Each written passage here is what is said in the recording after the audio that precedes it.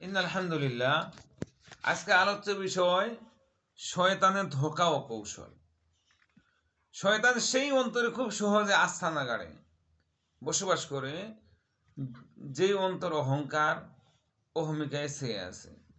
শয়তান ওই অন্তরে বসবাস করে, থাকার জায়গা করে নে, যে অন্তরটা হচ্ছে অহংকারে, গর্বে, অহমিকায় ছেয়ে আছে। 2 নম্বর, দরিদ্রের ভয়ে। শয়তান মানুষকে দরিদ্র ভয় দেখিয়ে গুনাহের কাজে লিপ্ত করে। উপার্জন না থাকলে পরিবার, বাচ্চা, বাবা মা এরা কি খাবে, বাড়ি গাড়ি না থাকলে বাচ্চা কাচ্চারা কিভাবে চলবে ইত্যাদি, এইসব দুশ্চিন্তা শয়তান মানুষের ভিতর ঢুকিয়ে দিয়ে হারাম কাজে লিপ্ত করে।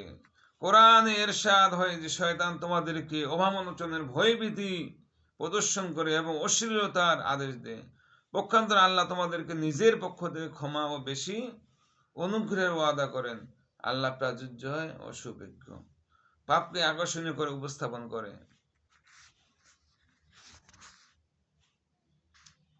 তাহলে শয়তান আমাদের কি করে? পাপকে আকর্ষণীয় করে উপস্থাপন করে। শয়তান সবচেয়ে বড় অস্ত্র হলো কি? শিরক, বেদাত।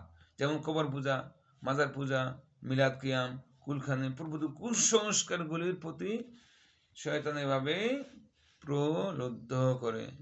শয়তান মানুষকে মিথ্যা আকাঙ্ক্ষায় বেঁধে ব্যস্ত রাখে। শয়তান কি করে? মানুষকে মিথ্যা ও ব্যর্থ কামনা বাসনে ডুবিয়ে রেখে পথভ্রষ্ট করে দেয়। আল্লাহ তাআলা আমাদেরকে শয়তানের ওয়াসওয়াসা থেকে, শয়তানের আক্রমণ থেকে যেন বাঁচার তৌফিক দান করেন। আমিন। আসসালামু আলাইকুম।